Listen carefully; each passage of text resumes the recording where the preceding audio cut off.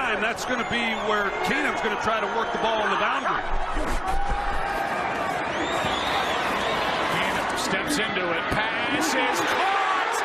Diggs! Sideline! Touchdown! Unbelievable! Vikings win it!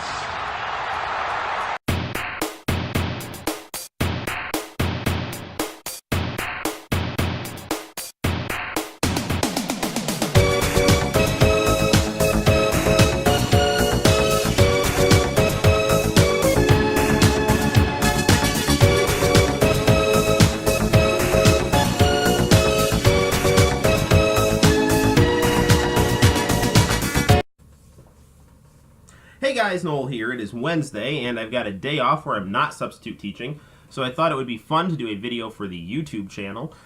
This will be about the Minneapolis Miracle. As you may or may not know, I am a Minnesota Vikings fan, and we'll go on at length about the injustice of the 2009 NFC Championship game. So if you do want to see me do an at-length video about the absolute injustice of the NFC Championship game in 2009, please request it in the comment section, and I will be glad to go on a rant about that for 3 hours. Anyway, so I actually recorded a video. I think I'll probably upload it. It was the night of the win. But it was at midnight. I was still kind of delirious. I might just upload it for the authenticity of my reaction. It was about midnight. So I don't know how lucid I even was when I made that video. But I might upload that video. I don't know how lucid I am right now. But I did want to do a video where I kind of just talk about that play, my experiences as a Vikings fan, and and then hopefully we can just have some fun. This will be like a nice, fun sports weblog video. What you guys just saw was actually my playlist on YouTube. It was totally coincidental. Like I liked the Stefon Diggs catch touchdown video, and then like immediately after, I'm a huge, obviously a huge anime fan, a huge fan of vintage video games. So I had like the Robo Rick Astley Chrono Trigger song playing immediately after. So it was like Stefon Diggs wins it feels like winning the Super Bowl, because it was against the Saints, and the Vikings have had, were cheated by the Saints and have had such heartache repeatedly, and it was such an insane play. It felt like winning the Super Bowl, but they haven't won the Super Bowl, and they really should and need to win the Super Bowl. So this is not over yet. But the feeling of euphoria is real. It clicked from that touchdown to, Rick Astley dancing around. So I just wanted to kind of put that in this video so you could kind of, again, see a bit of myself reflected, and also see some of the kind of the spirit of the event in the structure of my liked videos on YouTube. I have been a Vikings fan since 2009. I don't know if you want to call me a bandwagon fan at that point. You can or you can't. They weren't good when I started liking the Vikings. I started liking the Vikings because I liked Brett Favre on the Jets. And, I really wanted him to do well. I wasn't so much of a Brett Favre fan when I was in elementary school. I was a Cowboys and Troy Aikman fan. But I was... Brett Favre was always someone there when I was growing up, and so it's kind of like you don't know what you got till it's gone kind of thing, and it's kind of like the Big East. Like I'm a big fan of the Big East college basketball conference, and it was always kind of there, and then when it was in mortal danger, I was kind of like, oh, I don't want the Big East to go away, So when Brett Favre, had retired and then wanted to come back, I was like, and the Packers wouldn't let him. I'm like, he's your hero, and you're not going to let him play for you. So I started following Brett Favre on the Jets, and thought he was really cool. And then I started following him on the Vikings, and the 2009 Vikings team was magic. Like I couldn't not like the Vikings after that. So and then with obviously like the way the season ended, like I could go on a huge rant about the Bounty Bowl game, but I'm not going to do it. But the fact that the Vikings won against the New Orleans Saints makes this event, the Minneapolis Miracle, right, even more surreal, because it's like the Packers are the Vikings' division rival, right? It's like, the Packers, like they're so annoying, and they're like, they're like usually at the top of the division, and they're the team in the division that everyone makes a big deal of. But the Saints were the ones that like it's like they're like just a dirty team that prevented the Vikings from going to the Super Bowl when they should have gone to the Super Bowl. And the feeling of just utter shock and disgust and anger after the 2009 NFC Championship game, like, I don't blame Brett Favre for that loss, obviously, as evidenced by my, Todd McFarlane Brett Favre action figure and Brett Favre jersey that I'm wearing right now. Because, his ankle was so messed up as a result of the bounty hits in that game that he couldn't run the ball to get the down he needed to. Listen, it's like, this is not going to be a video about gunslinging quarterbacks. So it's like, the kind of quarterback that Brett Favre is. But Brett Favre was so good that season. And he even said in a post-game interview, it's like, I couldn't run the ball on my ankle, so I tried to get a pass made to get us into field goal range. And look, there were mistakes at the Vikings game in the 2009 NFC Championship game too.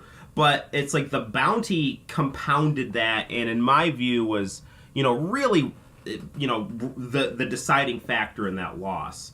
Because the Vikings almost won that game in spite of the bounty. And Adrian Peterson played horrendously in that game, too. So, anyway, there's a lot of heartache being a Vikings fan. And so, it's real, it's like you'll get to the champion, you'll get like right on the verge of winning in the playoffs or going to a Super Bowl. And at least in my experience being a Vikings fan, and then something insane happens that either is or is not the Vikings' fault, and then it's just back to the drawing board, and it's like I've only been dealing with it for about 9 years, right? My friend actually posted this funny meme on my wall before the game. It's like, this is again to show you how exciting the fact this was against the New Orleans Saints, right? It's like a meme from Superbad. It's like, didn't you guys cheat to get to the Super Bowl? It's like, that was 8 years ago. It's like, people don't forget. So the Saints come like marching into US Bank Stadium, and things are going really well until they're not, which is like the typical pattern for what happens with the Vikings. So like, I didn't give up. Like, I was braced for the worst though. Like, I was just kind of like in my head trying to, it's like, okay, as long as there's a chance, like, there's always a chance, right? It's like, I remember back the Super Bowl last year where the Patriots were just getting slammed before halftime, and my wife is like, oh, so the game's over, right? There's no way they can come back from that. It's like, there's a way they can come back for that. So my whole thing is like, as long as there's time on the clock, there's always ways to make up the points. So my wife, I was, a nervous wreck during this whole game because, it was like, I was not satisfied with the 17-point lead. I the only way I would be satisfied with that game is that if the Vikings were up 30 points with 3 minutes left to play. Like, I knew that, as much as I hate the New Orleans Saints, they're a very dangerous team, and Drew Brees is a very dangerous quarterback. So I was not comfortable even going into halftime. I felt pretty good, but I knew that you could make up. The Saints had plenty of time to make up what they had lost, and they did. And so I was just a nervous wreck, and then my wife was just kind of expecting the Vikings to lose because there's like no time left in the game. She's like, did they lose yet? And I was like, no, it's really, really not good, but there's still a chance. So, and if you go on the internet, you go on YouTube, you can, check out different fan reactions. And I was like, it was like the same thing with me. It's like, you're just looking at the TV with this sense of stoic dread, disappointment, and sadness. But it's almost like you've become callous to it because it's happened a lot before. But, it's like, screw it, we're going to keep trying. I say we because it's like I'm like emotionally involved in this. I'm not actually obviously like a player. So I can imagine how much more difficult it was for the players. And then it was like just like you were like just bracing for the worst because I could see this scenario happening. I just saw the scenario happening in my head of the Saints winning a Super Bowl in Minnesota. And to me, it was like I just like would throw up in my mouth almost, at the sight of that. It's like that's worse than the Packers winning in 2010, right? When it's like the Saints should have won, when the Saints robbed the Vikings when they should have won in 2009, and then like Brett Favre came back, they got the team back together, and just it didn't work out because Favre was banged up and players were mad at Brad Childress and all that other stuff, and so it's like you were used to.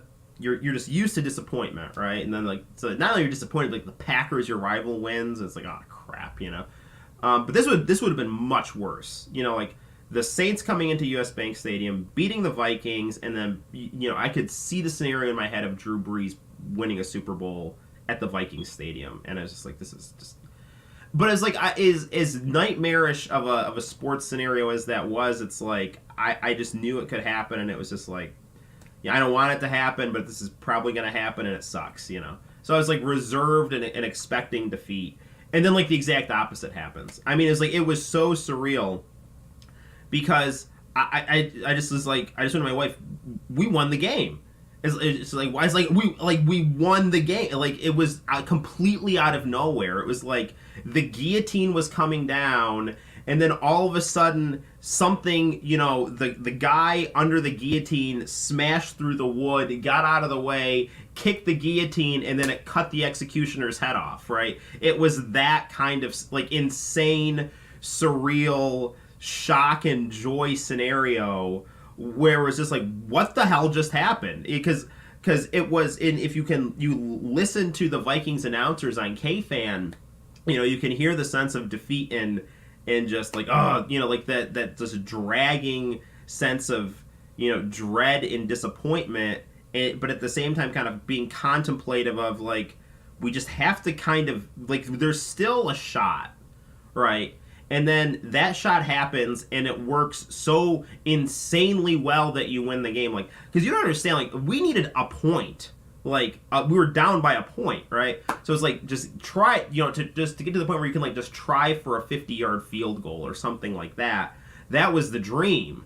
And then to catch the ball and get a touchdown against the Saints, like, if this was against any other team than the Saints, it would be cool, but it wouldn't be that cool, right? This was against the team that, kicked you in the groin, and with a smug sense of accomplishment, when they did it, right? And they still do this crap. Like, Sean Payton, the Saints coach, it's like he's like making fun of the Vikings fans on the sideline while, because he thinks he's done it again, and the exact opposite happens. And it was just absolute euphoria. I mean, it was I think it probably was the greatest thing I've ever seen as a sports fan. Just because it was against the Saints, and just because, as a Vikings fan, I was just so used to things always going radically wrong, and now things started to go radically right. So I was so excited. I drew this very nice Vikings cartoon at the end of the game. So I had to channel my energy into into something artistic. So. All right, so guys, that's my video here. So I just want to say that, while this feels like winning a Super Bowl, the Vikings there's 2 more games that have to get done. So, honestly, like, beat the Eagles, and then whoever from the AFC. I don't have a dog in the fight for the AFC. Like, I don't care, but I'm guessing that. It's gonna be like if you want to script it, it would be cool for the Patriots to win, come into Vikings Stadium and lose. But I don't want to have to deal with a team like the Patriots if I don't have to. So whoever the easier team for the Vikings to play, that's who I want to win.